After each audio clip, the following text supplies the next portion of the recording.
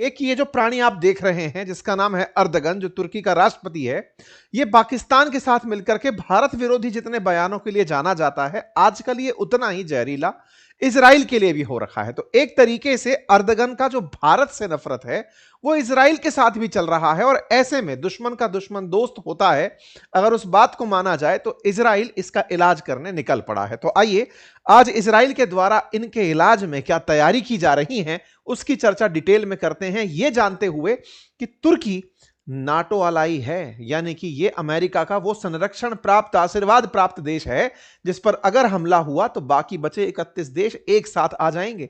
यानी कि यह वो देश है जिसकी हिफाजत करने के लिए जिसकी हिफाजत करने के लिए अमेरिका बीच बचाव करने चला आएगा। उस देश के लिए इजराइल कुछ प्लानिंग कर रहा है। हालांकि इस प्लानिंग के लिए इसे रोका जा रहा है, लेकिन इजराइल उसकी भी नहीं मानता, जिसमें अमेरिका खुद बैठाकर अपना काउंटर सेंटर बनाकर चल रहा हो।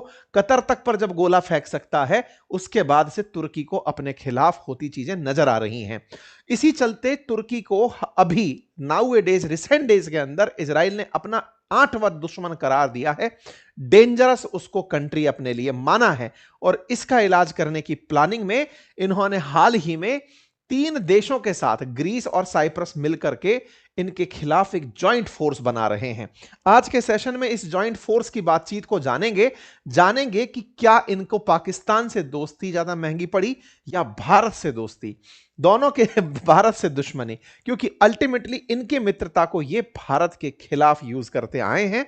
और ऐसे में कश्मीर का मसला हो या ऑपरेशन सिंदूर, उन दोनों ही स्थिति में तुर्की ने हमेशा पाकिस्तान का साथ दिया है। और इस बार तो ऑपरेशन सिंदूर में तुर्की के ड्रोन्स भारत पर चलाए भी गए थे। हालांकि भारत से उम्मीद थी कि यह तुर्की के खिलाफ कोई बड़ी कार्रवाई करेगा। हालांकि भारत ने तुर्की के साथ अपने काफी सारे व्यापारिक रिश्तों को किनारे कर दिया। खैर, उन पर हमने डिटेल में पहले भी चर्चाएं की है।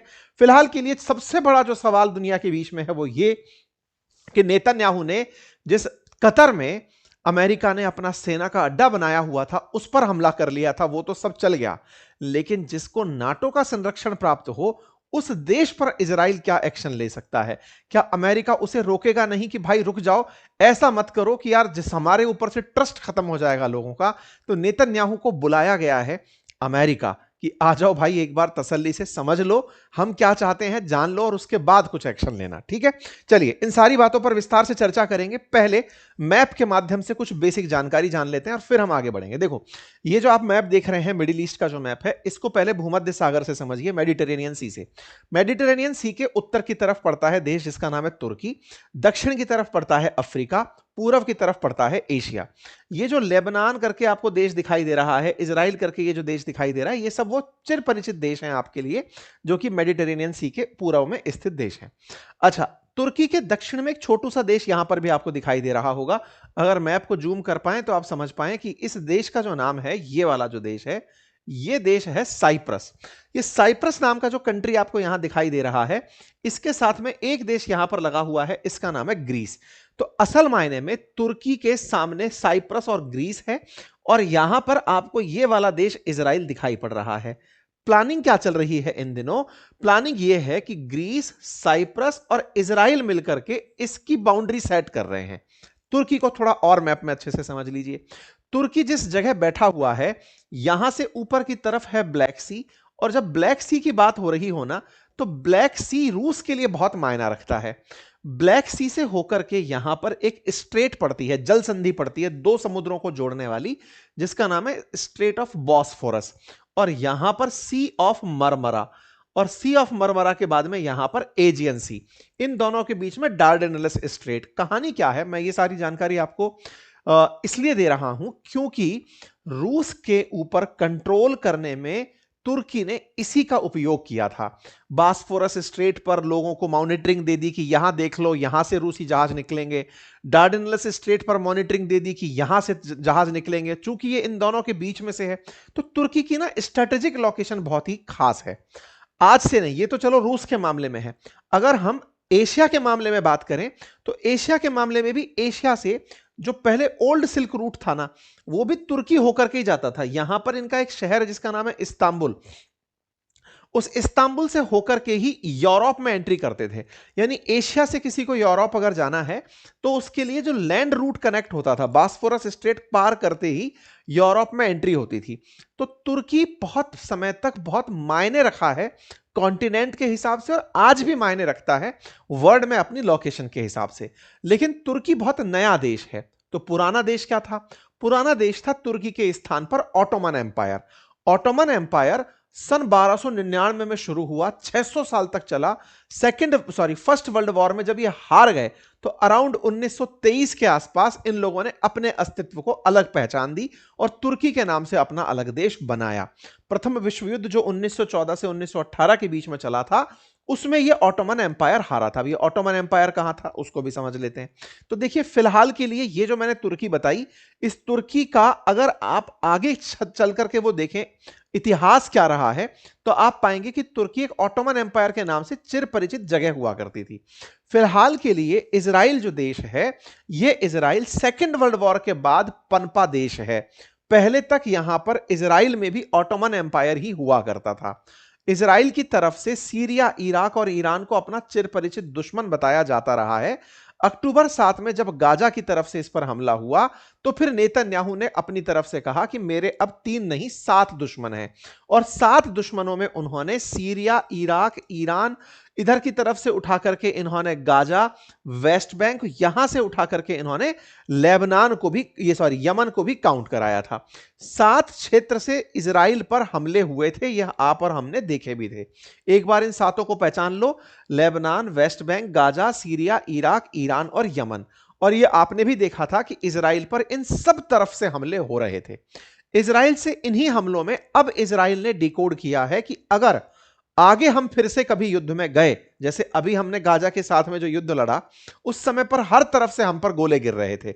लेबनान से हिजबुल्लाह बरसा रहा था, सीरिया से आईसिस वाले चालू थे, इराक से आईसिस वाले चालू थे, ईरान से तो पूरे बम्बार्डमेंट चल ही रहा था, यमन से तो सीधे उठ करके हूतिये यहां पर गोली बंदूक चला दे रहे थे, वेस्ट बैंक से भी फायरिंग चल रही थी। इजराइल हर फ्रंट पे लड़ रहा था। इजराइल वालों का अभी एनालिसिस ये कहता है कि इन दिनों तुर्की के अंदर जो हमारे खिलाफ बगावत आई है, आने वाले समय में तुर्की हम पर अटैक करेगा, और तुर्की इन सब में सबसे पावरफुल देश है। तुर्की पावरफुल क्यों है? क्योंकि इसके पीछे का लंबा इतिहास है। जिस तरह से हम रूस की बात करते हैं कि सोवियत रूस का इतिहास आज रूस लेके चल रहा है, बिल्कुल वैसे ही ऑटोमन का जो इतिहास है वो तुर्की लेके चल रहा है। इसके पास एक पावरफुल नेवी है, पूरी ऐतिहासिकता से संग्रह किया हुआ धनराशि है, और काफी नाटो के साथ जुड़ा हुआ अलाई है। तो ऐसे में इजराइल की चिंता इस बात पर है कि ईरान को तो हम संभाल ले गए, लेकिन तुर्की से अगर भिड़ना पड़ा तो उसकी तैयारी अभी से करनी पड़ेगी। तो इजराइल चूंकि फिलहाल किसी युद्ध में नहीं है, तो यह उसका शांति काल है, और शांति काल जब उसका चल रहा होता है तो वह अगले युद्ध की तैयारी कर रहा होता है। अगली बार जब युद्ध हुआ तो क्या करेंगे? तो उन्होंने तुर्की को हाईलाइट किया है कि भाई अगली बार हमको इससे लड़ना पड़ेगा। मैं आपको फिर से याद दिला दूं, जो तुर्की हम चर्चा में लेकर आ रहे हैं, पहले यह ऑटोमन एम्पायर का हिस्सा होता था। और ऑटोमन एम्पायर अगर आप देखें तो मेडिटेरेनियन सी के उत्तर, पूर्व, पश्चिम तीनों तरफ, उत्तर, दक्षिण और पूर्व तीनों तरफ आपको ऑटोमन एम्पायर दिखाई देता था। यरूशलेम वगैरह सब इसी के अंडर में आते थे, अलक्सा वगैरह सब ऑटोमन एम्पायर का हिस्सा हुआ करता था। खैर, फिलहाल के लिए हम आपको ये ऑटोमन एम्पायर क्यों खत्म हुआ इसका इतिहास तो नहीं पढ़ा रहे हैं, लेकिन फिर इतना सा समझ लीजिए कि अंग्रेजों ने जो ऑटोमन एम्पायर, जो मुस्लिमों के द्वारा लीड किया हुआ एम्पायर था, उसे प्रथम विश्व युद्ध के अंदर हरा दिया था। जब उसे हरा दिया तो फिर इनके क्षेत्रों पर आक्रमण हुआ, इनके क्षेत्रों पर कब्जे हुए। उन्हीं कब्जों में से इजराइल नामक देश निकल करके आया था, जो कि सेकेंड वर्ल्ड वॉर के अंदर एक नए देश के रूप में पहचान प्राप्त किया था। फिलहाल के लिए तुर्की और इजराइल के बीच के संबंधों की अगर हम बात करें तो ऑटोमन एम्पायर जब खत्म हो गया तो उसके बाद तुर्की नामक एक देश बचा, और वो इजराइल के शुरुआती उन देशों में मित्र के रूप में सामने आया जो मुस्लिम देश होते हुए भी इजराइल को मान्यता दिया था। तो इजराइल को मान्यता देने वालों में तुर्की पहला मुस्लिम बड़ा देश था जिसे काउंट किया जाता है। इतना ही नहीं, इसको इसलिए भी जाना जाता है कि इसने कभी जूज की, यहूदियों की जान भी बचाई थी। तो तुर्की जो है वो यहूदियों के लिए हमेशा शुरुआती दौर में एक सॉफ्ट कॉर्नर के रूप में रहा। तो आप इसका अगर इतिहास उठा करके जाने तो आप जानेंगे कि 1948 में इजराइल बनता है, तो 1949 में तुर्की वो देश बना जिसने फॉर्मली इसे रिकॉग्नाइज किया। फिर 1950 में इन्होंने डिप्लोमेटिक मिशन अपना तेल अवीव में खोला। यह शुरुआती वो दौर था जिस समय पर इजराइल के प्रति तुर्की बड़ा लिबरल था, यानी कि यह दिखा रहा था कि हम धर्म को लेकर लड़ने वाले देशों में से नहीं हैं। जब इजराइल ने स्वेज कैनाल पर कब्जा कर लिया, उस समय इन लोगों के बीच में हल्की फुल्की खटास आई। धीरे धीरे इन्होंने जब खटास को दूर किया, फिर से दोनों के बीच में एक दूसरे के प्रति प्यार बढ़ने लगा। लेकिन 1967 में फिर से इजराइल ने बहुत सारा एरिया, अरब टेरिटरी का कब्जा कर लिया। इस पर तुर्की नाराज हो गया। तुर्की नाराज हुआ। इस बात पर इन्होंने और नाराजगी तब जाहिर करी जब जूज ने जेरूशलम की अल अक्सा मॉस्क में आग लगा दी। तुर्की उसके बाद में नाराज होकर के 1975 में फिलिस्तीन को एक देश के रूप में मान्यता दे देता है, फिलिस्तीन लिबरेशन ऑर्गेनाइजेशन को रिकॉग्नाइज कर देता है। तुर्की डिप्लोमेटिक तरीके से अपना रिप्रेजेंटेटिव एम्बेसडर लेवल तक 1980 में यहां पहुंचाता है। बाद में इजराइल के द्वारा जब यरूशलम पर कब्जा होता है और यरूशलम को अपनी कैपिटल बताई जाती है, तो फिर तुर्की फिर से नाराज हो जाता है और इजराइल को अपने से दूर करने लगता है। 1986 के अंदर इन्होंने अपने डिप्लोमेटिक रिप्रेजेंटेटिव्स को अपग्रेड किया, लेकिन 87 के अंदर पैलेस्टाइन के अंदर इजरायली ऑक्यूपेशन को लेकर जब विरोध होने लगा, तो इन्होंने फिलिस्तीन का साथ देना शुरू कर दिया। मतलब ये हमेशा ढुलकने लोटे की तरह लुढ़कते रहे। तुर्की फिर बाद में 88 में आकर के प्रॉपर तरीके से पैलेस्टाइन को मान्यता दे देता है। पहले पीएलओ को देता है 1975 में, 88 में जाकर के फिलिस्तीन को मान्यता दे देता है। इसके बाद में मिडिल ईस्ट के अंदर थोड़े दिन की लड़ाई झगड़े चलते हैं। 91 में फिर से दोनों के बीच में समझौता हो जाता है। कुछ इस तरह से दोनों के बीच में एग्रीमेंट डिसएग्रीमेंट चलते रहे। वर्ष 2000 जब आना शुरू हुआ, उसके बाद में एक घटना घटी 2010 की, जिसको सबसे बड़ा संकट आज तक माना जाता है इजराइल और तुर्की के रिश्ते में। कहा जाता है एक तुर्की का जहाज था जिसका नाम मावी मरमरा था। वो जब समुद्र में तैरते हुए इजराइल की तरफ आ रहा था, तो इजरायली कमांडोज ने गाजा की नाकाबंदी तोड़ने के प्रयास में, क्योंकि इन लोगों ने क्या कर रखा है, गाजा को चारों तरफ से पानी में भी समुद्र के अंदर इजरायली फोर्सेस रहती है। तो एक बार तुर्की का एक जहाज मावी मरमरा करके गाजा की इनकी नाकेबंदी तोड़कर गाजा जा रहा था। इजरायली कमांडोज ने चढ़ करके उस पर हमला कर दिया। उससे हमला होकर के कुछ 10 तुर्की कार्यकर्ता उसके अंदर मारे गए। इसके मरने पर तुर्की और इजराइल के संबंधों में भयंकर डिके हुआ। इतना डिके हुआ कि इसके बाद में नेतन्याहू को इसके लिए माफी तक मांगनी पड़ी कि सॉरी भाई, मारना नहीं चाहिए था, पकड़ के छोड़ देना चाहिए था, तुम नाकेबंदी तोड़ रहे थे। ये बिल्कुल वैसे ही है जैसे ग्रेटा थनबर्ग लेकर जहाज घुसी थी ना कुछ दिन पहले। अगर इजराइल वालों से ज्यादा 3-2-5 होता तो मावी मरमरा रिपीट हो जाता। मतलब इस तरह की हरकत हो गई। 13 से 16 के बीच में ओबामा इनको बिठाते हैं, जैसे अभी ट्रंप बिठाते हैं ना, ऐसे ओबामा इन्हें बिठाते हैं और इनके बीच में सुलह कराते हैं। सुलह करा करके नेतन्याहू से सॉरी बुलवाते हैं, सॉरी बोलो। जैसे कतर के केस में अभी बुलवाया। नेतन्याहू को आदत है, पहले सॉरी बोलते हैं फिर उसके बम लगा देते हैं। तो इस तरीके से इन्होंने सुलह करवाने की कोशिशें की। लेकिन उसके बाद में मावी मरमरा इंसिडेंट को लेकर के बार बार इजराइल से इनके कलह चलते रहे।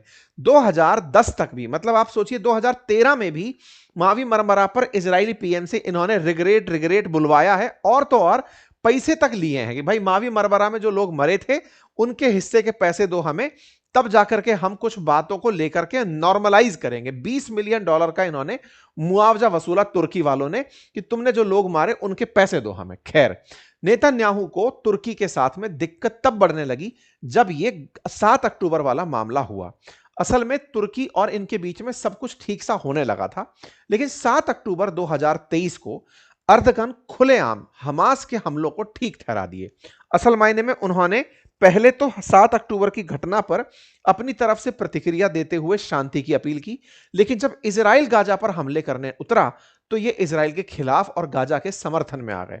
जब इस तरह की हरकत होने लगी 21 अक्टूबर को, तो इन्होंने साफ साफ वार्न करना इजराइल को शुरू कर दिया था 2023 में। इस बात से इजराइल नाराज हो गया।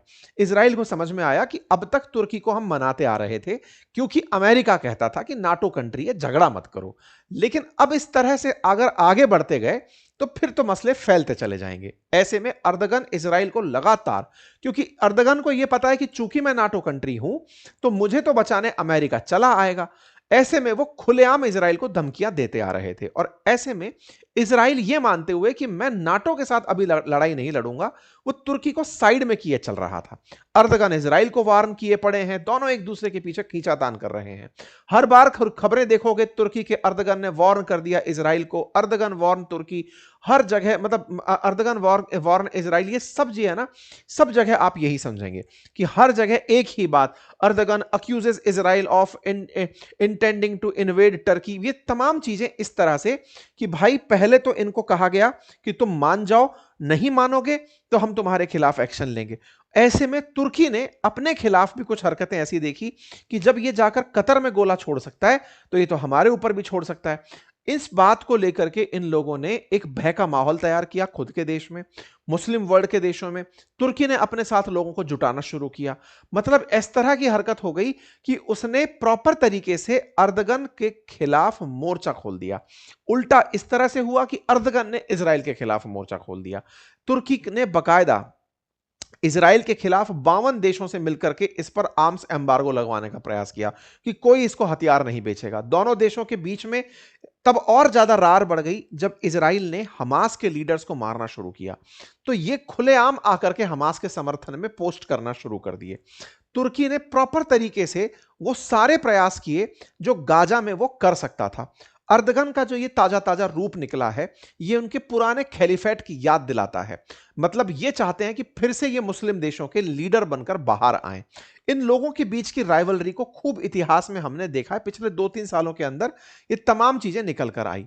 बातें और बढ़ती हुई तब चली गई जब हाल ही के समय पर, जब आपने देखा होगा कि इजराइल और गाजा के बीच मामले बढ़ते जा रहे थे और इजराइल कतर में या दुनिया के और देशों में अपने खिलाफ लोगों को टारगेट कर रहा था।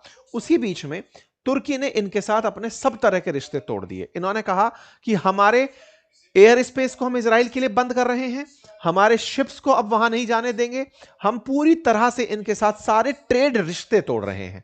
तो तुर्की ने असल मायने में इजराइल के साथ अपने सारे ट्रेड रूट्स खत्म कर दिए। ना जहाज आकर के एक दूसरे की जगह रुकेंगे, एयर स्पेस बंद कर दिए गए।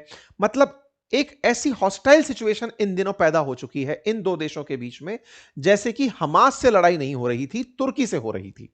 तुर्की इतना ज्यादा खुलेआम हमास के समर्थन में खड़ा था, गाजा के समर्थन में खड़ा था कि उसने इजराइल के साथ सब तरह के संबंध तोड़ दिए। यही कारण है कि इजराइल ने तुर्की को अब अपने लिए 8वां एनिमी मान लिया है, यह मानते हुए कि इस बार तो कुछ हुआ नहीं, अगली बार हो सकता है तुर्की से गोले चलें। इसके पीछे का बड़ा रीजन भी है। बड़ा रीजन यह है कि कतर में भी तो हमास के आतंकी जाकर छुपे हुए थे, जिनको मध्यस्थता के नाम पर बुलाया गया था कि आओ बातचीत कर लेना। तुर्की में भी वो लोग जाया करते थे, इस्माइल हानिये वगैरह तुर्की की यात्रा पर भी आप लोगों ने देखा है। ऐसे में तुर्की को यह डर था कि कल को जो कतर में हुआ वो तो हमारे देश में भी हो सकता है। मतलब कि इजराइल उठा करके तुर्की में बैठे किसी हमास के लीडर को टारगेट कर सकता है, क्योंकि नेतन्याहू ने तो वर्ल्ड को कह ही दिया था कि दुनिया में गाजा से निकले हमास के आतंकी जहां भी छिपे हैं मैं उनको ढूंढ ढूंढ कर मारूंगा। तो ऐसे में तुर्की के अंदर यह भय का भाव भी था कि हमारी बेइज्जती हो जाएगी, इससे बेहतर है कि मैं अपने आप को दुश्मनी में ही डाल दूं। और दूसरा, खुद के अंदर वो लीडरशिप की चाह भी थी कि सबको लगना चाहिए कि देखो मैं गाजा के लिए कितना संघर्ष कर गया। कुल मिलाकर के इन लोगों ने कतर का जो मामला हुआ उसके बाद से तुर्की को भी अपना शत्रु समझ लिया है। आप देखें, जब कतर की तरफ से ये ट्रंप से मिलने के लिए मुस्लिम देश के लीडर्स गए थे तो अर्दगन बगल में बैठे थे। क्यों? क्योंकि नाटो कंट्री है, साथ में बैठे थे कि सर इनको भी सुरक्षा दो, आपने इनके यहां पर तो पूरा पूरा बेस बना रखा है, फिर भी इजराइल मार दिया है इनको। तभी जाकर अमेरिका ने कतर, इजिप्ट, तुर्की के कहने पर नेतन्याहू से माफी बुलवाई थी और कहा था कि ठीक है, कतर पर अब फिर से हमला ऐसा नहीं होगा, युद्ध समाप्त हो गया, सारे एग्रीमेंट हो गए। यही तो वो लोग थे जो जाकर गाजा की तरफ से अमेरिका में मध्यस्थता किए थे कि साहब चलो 20 पॉइंट का मांग सूत्र निकालो जिस पर साइन करवा करके सबके बीच में मामला शांत करा दिया जाएगा। खैर, ये सारा इतिहास है जो अब आप लोगों को अच्छे से पता हो गया है। इजराइल के खिलाफ गाजा में पाकिस्तानी फोर्सेस को भिजवाने वाला भी तुर्की ही है, जो उससे यह कह रहा है कि गाजा में अपनी सेना भेज। जो इंटरनेशनल फोर्सेस जा रही हैं उसमें पाकिस्तान से डिमांड कर रहा है तुर्की कि तुम अपनी फोर्सेस भेजो इसमें। पाक तैयार भी हो गया कि ठीक है साहब हम अपनी फोर्सेस भेजेंगे। वो पाकिस्तान जो इजराइल को देश नहीं मानता, वो इजराइल के खिलाफ अपनी फोर्सेस को भेजने के लिए तैयार है कि ठीक है साहब अगर आप कह रहे हो तो टू नेशन थ्योरी को मानते हो मैं चला जाऊंगा। मतलब इतना मसाला अब इकट्ठा हो चुका है ना कि इजराइल के तुर्की के खिलाफ इजराइल को खूब सब कुछ पता है, और तुर्की को इजराइल के खिलाफ, इजराइल को तुर्की के खिलाफ खूब सारी चीजें पता है। अब ये आदमी क्या शरारत कर रहा है पीस टाइम में, अक्सर जब ये युद्ध नहीं कर रहा होता तो युद्ध की तैयारी कर रहा होता है। अब ये क्या कर रहा है भाई साहब, इसने बकायदा तुर्की के दुश्मनों को तलाशना शुरू किया कि तुम आओ बैठो, बैठ करके बातचीत करते हैं। आप पूछेंगे आज ये सेशन क्यों हो रहा है, क्योंकि भाई साहब ये जो दो देश के नाम देख रहे हैं ग्रीस और साइप्रस, इनके राष्ट्र अध्यक्ष इस समय जब आप और मैं बात कर रहे हैं नेतन्याहू के साथ बातचीत कर रहे हैं इस समय पर इजराइल के अंदर, इजराइल में बैठे हुए हैं। अब ये ग्रीस साइप्रस की क्या कहानी है वो भी जान लो। असल मायने में क्या है ना, जब तुर्की को आप देखेंगे तो तुर्की के पश्चिम में यूरोप का एक देश है ग्रीस। ग्रीस के ना इस पूरे के पूरे एजियन सी में बहुत छोटे छोटे आइलैंड्स हैं। उन आइलैंड्स में बहुत सारा तेल का भंडार है। तुर्की उन आइलैंड्स को अपना मानता है। वो कहता है कि ये छोटे आइलैंड पानी के आधार पर मेरे हैं, ये कहता है मेरे हैं। इस बात को लेकर दोनों बहुत लंबे समय से झगड़ रहे हैं। दोनों के बीच में कई बार राइवलरी इतनी हुई है कि ग्रीस वाले इस पर गोला छोड़ने के लिए, दुनिया वाले इनको शांत कराने के लिए आए हैं। इन दोनों की दुश्मनी तब और देखने को मिली जब एक छोटू सा देश है यहां पर जिसका नाम है साइप्रस। इस साइप्रस के अंदर लगभग 80% ईसाई रहते हैं, 20% मुसलमान रहते हैं। साइप्रस 1970s के आसपास, 74 के आसपास आजाद होता है। यूके वाले यहां से निकल कर जाते हैं और यहां पर 74 में, मतलब 70s के आसपास आजाद होता है। और उस समय पर यहां पर जो आबादी रह रही है ना, उसकी 20% आबादी जो कि मुसलमान है, वो तुर्की के कहने पर अपना कब्जा स्थापित करना चाहती है पूरे देश पर। वाइस वर्सा, साइप्रस में 80% जो ईसाई हैं वो ग्रीस के कहने पर साइप्रस पर कब्जा करना निकल पड़ते हैं। दोनों के बीच युद्ध होता है, यूएन इनके बीच में मध्यस्थता कराने आता है। साइप्रस जो एक कंट्री है वो दो देशों की वजह से आपस में बटा हुआ था। तो तुर्की ने अपने मुस्लिमों को बोल करके इसके 20% हिस्से पर कब्जा कर लिया। तो ये जो साइप्रस है ना, ये साइप्रस पर इजराइल के साथ ही रहा है। तो देखो इजराइल क्या कर रहा है, इधर साइप्रस इधर ग्रीस, इन तीनों को मिलाकर के इसके खिलाफ अब एक कर रहा है। 1974 में साइप्रस का जब युद्ध हुआ तो निकोशिया जो फिलहाल इसकी राजधानी है, उसके ऊपर का जो एरिया है ना, जो तुर्की के साइड वाला है, उसको तुर्की ने कब्जे में ले लिया। मैं जो आपसे कह रहा था साइप्रस आजाद हुआ था वो 1960 में आजाद हुआ था, ठीक है। अच्छा, और दक्षिण वाला जो हिस्सा है साइप्रस का, इस साइप्रस वाले इस हिस्से को ग्रीस वालों ने अपने कंट्रोल में ले लिया। इस तरीके से मतलब कंट्रोल में ले लिया है वो देश आज भी, लेकिन माहौल वो जिसका मानता है वो ग्रीस का मानता है। तो ये नीचे वाला जो हिस्सा है ना, ये ग्रीस का समर्थक है, इजराइल का समर्थक है, और जो ऊपर वाला हिस्सा है ये तुर्की समर्थक हिस्सा है, तुर्की का ही एरिया समझकर आप इसे चलें। अच्छा, तो ऑटोमेटिक अब ये समझ में आ गया, जिसका एरिया चला गया हो वो तो नेचुरल दुश्मन हो गया, जिसको युद्ध लड़ना पड़ गया वो नेचुरल दुश्मन हो गया। इजराइल तो खुद ही मान रहा है कि तुर्की दुश्मन है हमारा। तो ऐसे में इन सब चीजों को मिलकर के जो माहौल बनता है वो ये कि इजराइल इन सबको एक साथ लेकर आ रहा है। आपने देखा होगा भारत भी यही सारा काम किया था तुर्की को पनिशमेंट देने के लिए। भारत ने साइप्रस, भारत के प्रधानमंत्री बकायदा साइप्रस गए इस साल जब तुर्की ये सारी हरकत किया। हम लोग यहां की यात्रा किए हैं, हमारे विदेश मंत्री यहां की यात्रा पर गए, साइप्रस वालों को हमने अपने देश में बुलाया है, बकायदा बातचीत हुई है। सेम यही हमारी ग्रीस के साथ भी बातचीत हुई है। तो कुल मिलाकर जो भारत स्ट्रेटेजी अपना रहा था साइप्रस और तुर्की, उसको ग्रीस को साथ लेकर चलने की, वही काम अब इजराइल कर रहा है। इसी काम को करते हुए ग्रीस और साइप्रस तुर्की को अपना दुश्मन मानते हुए इजराइल के साथ जा रहे हैं। यह खबर शुरुआत में निकलती है, तुर्की ने इस बात के लिए इन दोनों को धमकाया भी कि तुम लोग क्या मेरे खिलाफ एक होने की सोच रहे हो। नेतन्याहू कह रहे थे हां सोच रहा हूं। यह खबर निकल कर आती है कि तुर्की को काउंटर करने के लिए इन दोनों देशों को साथ लेकर बैठा जा रहा है। इनके खिलाफ अर्दगन इस बात को समझ करके इन तीनों को धमका रहे हैं कि तुम ऐसी कोई हरकत नहीं करोगे जिससे युद्ध की स्थितियां पनपे।